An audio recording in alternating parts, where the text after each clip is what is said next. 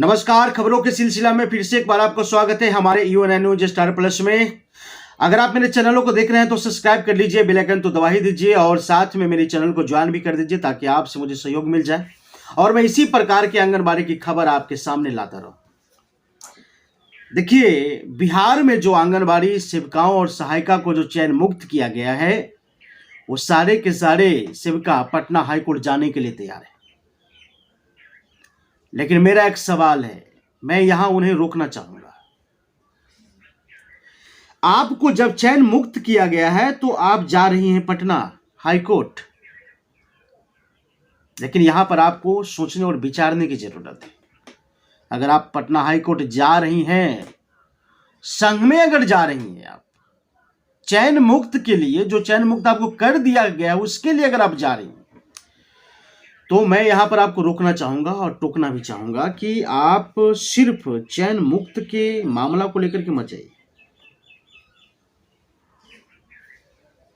जब चयन मुक्त आपको कर ही दिया गया है तो आप अपनी संघ को लेकर के और बाल कल्याण विभाग को लेकर के आप जाइए पटना हाईकोर्ट। आप याचिका दायर कीजिए कि सरकार हमारी मांग को सुन नहीं रहा है। जब आप ये पटना हाई कोर्ट में याचिका दायर करेंगे तो सरकार को वहां बुलाहट होगी और सरकार वहां जाएंगे, फिर बातचीत होगी आपकी और कोर्ट के बीच जो मामला रहेगा वो आपको पल पल का खबर जो है आपको मिलता रहेगा और कोर्ट को जो है जवाब देना पड़ेगा सरकार को। उसके बाद जो है चयन मुक्ति का भी जो है आप आरोप लगाइए कि सरकार ने मुझे चयन मुक्ति क्यों किया। क्योंकि मेरा तो अधिकार है लड़ना, मैं अपने अधिकार के लिए लड़ रहा हूं, धरना प्रदर्शन कर रहा हूं, शांतिपूर्ण तरीके से कर रहा हूं, लेकिन फिर भी हमारे ऊपर इतनी जोर जबरदस्ती क्यों हुआ, वाटर कैनन के प्रयोग क्यों किया गया, ये डंटे चार्ज क्यों किया गया, इस सवाल आपको रखना पड़ेगा। जब तक आप पटना हाई कोर्ट के सामने अगर ये सवाल नहीं रखते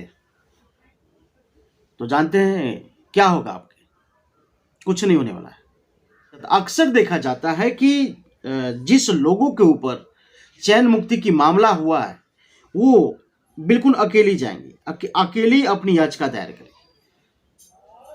अकेली से तो आप लड़ते रहेंगे 10 साल, 5 साल, 20 साल, 25 साल, जब तक आपकी नौकरी खत्म।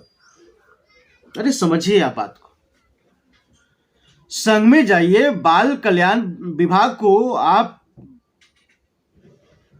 बोलिए कि वो जाए आपके साथ और आप पूरी तरीके से वहां सरकार के समक्ष, हाईकोर्ट के समक्ष, सरकार और हाईकोर्ट के दोनों के समक्ष अपनी बात को रखिए। और जब जानते हैं, जब हाई कोर्ट जब सरकार को बुलाएगी ना तो इस पर बहुत डिस्कस होगी और साथ साथ आपको न्याय मिलेगी और आपकी वेतन भी लागू होगी। मुझे लगता है कि भारत के हर स्टेट के आंगनबाड़ी एसोसिएशन को जो है जाना चाहिए, अपने अपने स्टेट में हाई कोर्ट में जाना चाहिए, अपील करना चाहिए।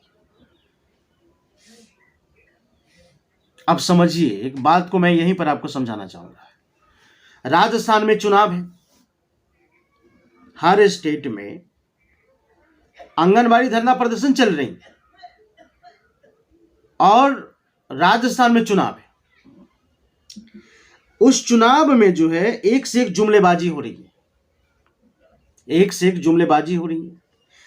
हमारे देश के बड़े नेता, कांग्रेस के बड़े नेता राहुल गांधी जब जाते हैं वहां तो जुमलेबाजी पर जुमलेबाजी करते हैं। हमारे देश के प्रधानमंत्री आदरणीय नरेंद्र मोदी जी वहां जाते हैं तो जुमलेबाजी पर जुमलेबाजी कर रहे हैं। और हद तो तब हो गई कि जब हमारे देश के गृह मंत्री अमित शाह वहां जाकर के और ऐसे जुमलेबाजी किया जिनका रोजगार के ऊपर, देश के ऊपर कोई भी बातें निकल करके सामने नहीं आई। लेकिन जानते हैं उन्होंने क्या कहा कि अगर 3 तारीख को अगर आप भाजपा की सरकार बनाते हैं तो आपको मुफ्त में जो है राम मंदिर लेकर के जाएगा घुमाने के लिए। क्या चाहिए आपको?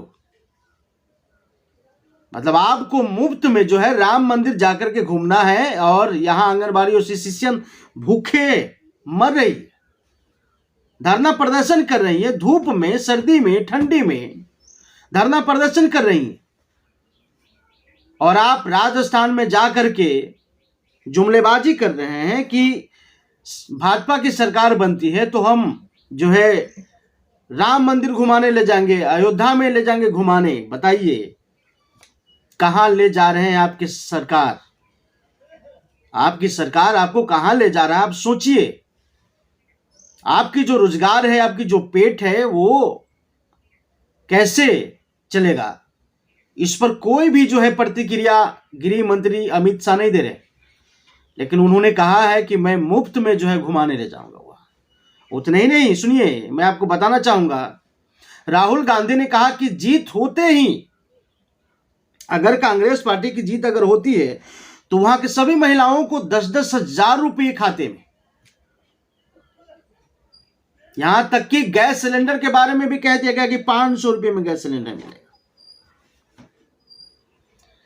क्या कहेंगे आप इसको कि देश की जो भविष्य है वो कहां जा रहा है, किस ओर जा रहा है, किस खाई में जा रहा है?